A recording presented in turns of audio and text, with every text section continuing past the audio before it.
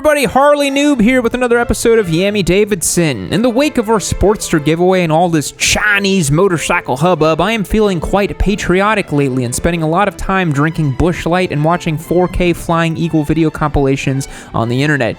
And in these moments of meditation, I've pondered the American-made motorcycle and come to a realization.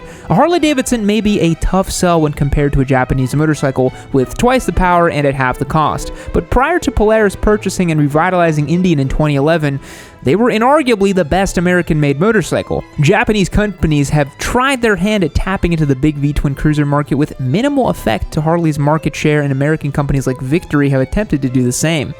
But when all is said and done, it seems like the Bar and Shield is a tough boss to vanquish no matter how much you allocate your stats, even on a new gameplay plus playthrough. Today, I want to talk about 5 American motorcycle companies that are actually worse than Harley-Davidson. Today's video is sponsored by our friends over at Cardo. I will make sure to fill you in on their comm systems in just a bit. Before we get started, if you haven't already, be sure to click that notification bell so you can stay up to date on all of our new videos dropping daily. The first company I want to talk about is Victory Motorcycles. Victory was created by Polaris, who you probably recognize as a power sports company who makes snowmobiles, ATVs, and side-by-sides.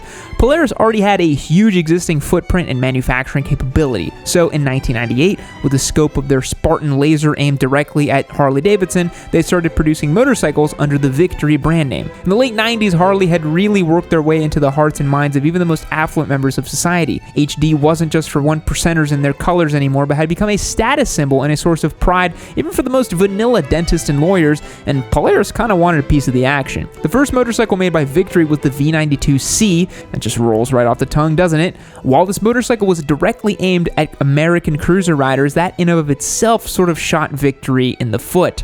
It was a new bike that was influenced by bikes Harley had already been making for 10 years, and it didn't really bring anything exciting to the table.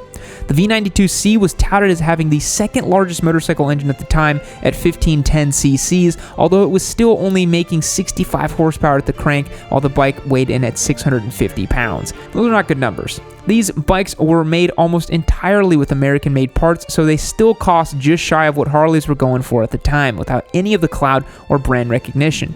Early model V92Cs were considering to have somewhat poor build quality as initial production was rushed to bring these bikes to market. Victory made some updates in the following years and put out a handful of other motorcycles that looked pretty silly and had super cringe names like the Vegas, Highball, and Kingpin. There's nothing that instills confidence in the buyer like associating the purchase of an expensive motorcycle with gambling. Victory kept increasing their engine size and fine-tuning the mechanics and ultimately had a 1740cc engine that made 92 horsepower and 109 foot-pounds of torque. This engine was found in bikes like the chopper-inspired Vegas Jackpot, the Hammer Muscle Cruiser, and the Vision touring bikes. These bikes weren't bad per se, but they came into the industry too late without bringing anything particularly new to the segment, while lacking a brand pretty much anyone cared about. When the economic recession came in 2008, Victory's fate was pretty much sealed. They had been too new in the early 2000s to have an impact on Harley, and by the time people started to become familiar with the brand, the sale of luxury items like motorcycles had dramatically slowed. At their peak, they still only sold a small fraction of the amount of motorcycles Harley did, although they stuck it out until 2017. By then, Polaris had bought Indian and decided to invest further into the company that had existing brand recognition. You can see a lot of similarities between the Victory Octane and the Indian Scout, but something about the nostalgia and the heritage of the Indian badge made it more appealing to riders. Kind of like branding is everything, isn't it? Victory may not have sold that many bikes in the grand scheme of things, but they still have their die-hard fans, especially those who ride Octanes. So to those of you watching who still talk about how much better Victory was than Harley, I hate to break it to you, but the cold blade of the free market slit the throat of Victory motorcycles. In the context of today's videos, that makes them worse than Harley-Davidson.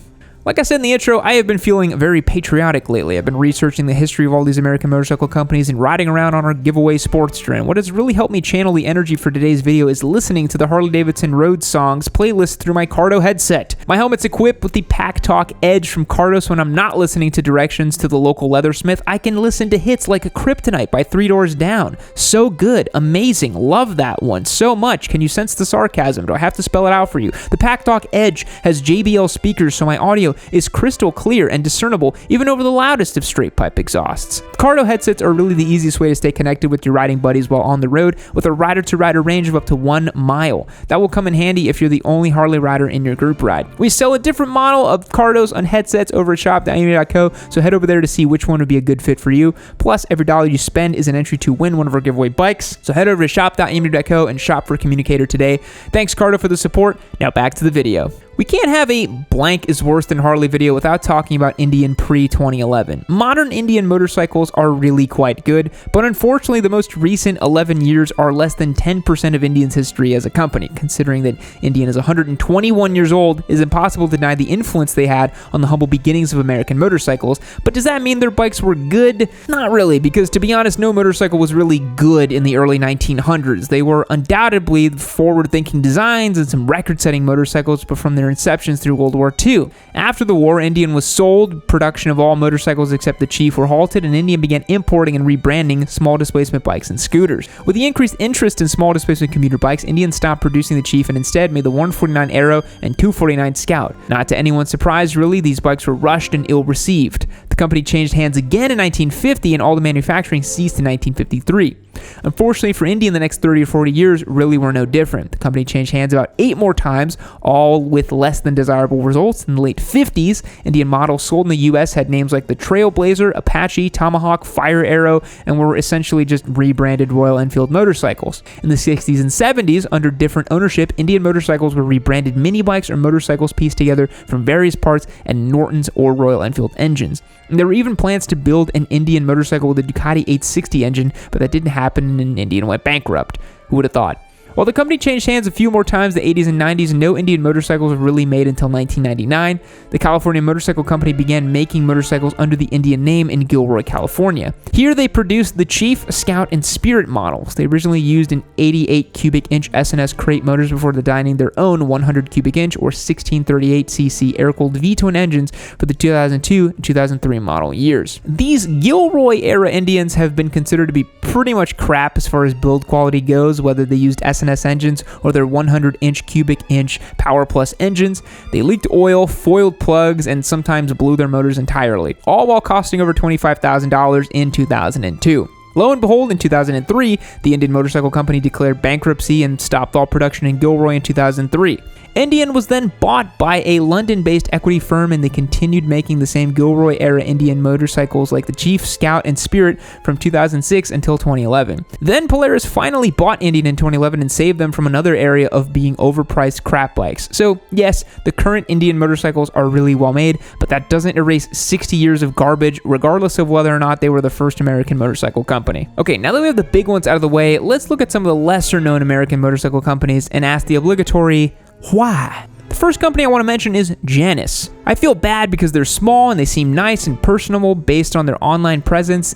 Everybody loves to roast HD for having expensive, slow motorcycles, but smaller companies like Janus that specialize in selling small, hand-built, expensive motorcycles kind of prove that there is value in that. And if you're going to buy an expensive, slow motorcycle for nostalgia and heritage, you should probably just get a Harley Davidson. That's all I'm saying. Janus makes 3 different styles of motorcycles. The Griffin is a scrambler-style motorcycle rocking a Chinese 229cc single-cylinder Honda clone engine that makes a claimed 14 horsepower and 12 foot-pounds of torque. This bike is really utilitarian, to put it nicely. It's kind of just like a motorcycle from 1940 with a somewhat modern engine. It has a tubular steel frame, non-descriptor suspension. You get the idea. I mean, it's kind of a cool-looking bike if you're into that sort of thing, but it also costs $9,200 in base trim.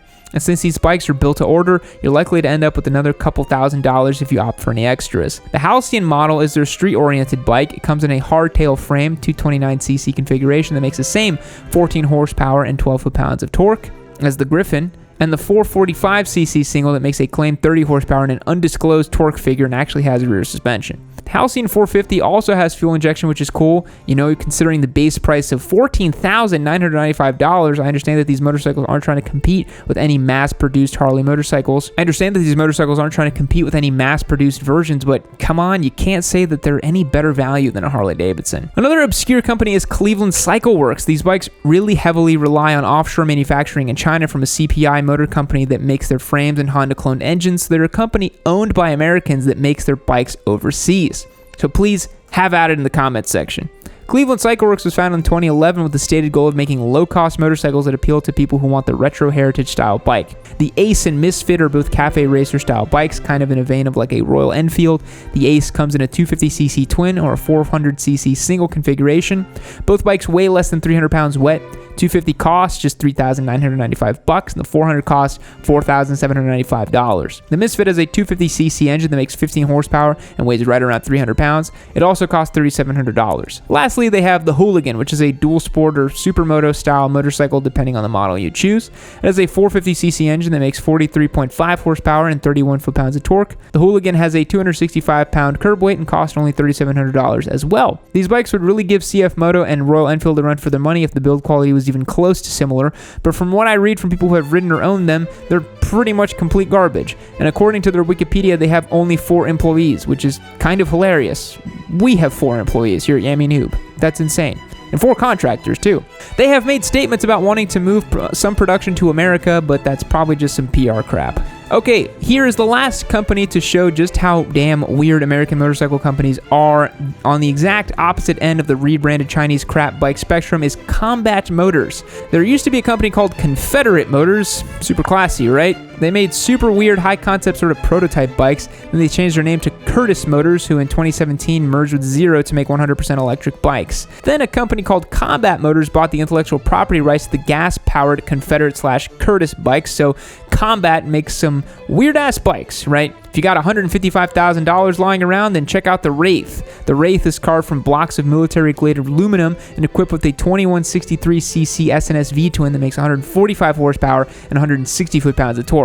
So about what a Harley Softail or a Bagger with a 131 kit would make. That would still cost a pretty penny, but not $155,000. The Wraith has fully adjustable monoshocks in both the front and the rear, which is kind of bizarre. It also has lots of carbon fibers, wheels included, while still weighing at 560 pounds. These bikes are kind of like Keanu Reeves' Arch motorcycles, but even more expensive and way weirder looking. So there you have it. Hate on Harley all you want. I mean, I'll be right there with you most of the time, but you gotta remember that at least they don't just rebadge bikes from overseas or use weird generic off-brand engines, or make motorcycles that cost over $100,000 and that will be ridden only by Tom Cruise or Jay Leno. Thanks for watching. Be sure to subscribe if you haven't. I would really appreciate it. Fact: the Aztecs invented popcorn. They used it as an ornament and it was used in headdresses. This ornament would be used as a way to praise their god Tlaloc, the god of maize and fertility. Goodbye.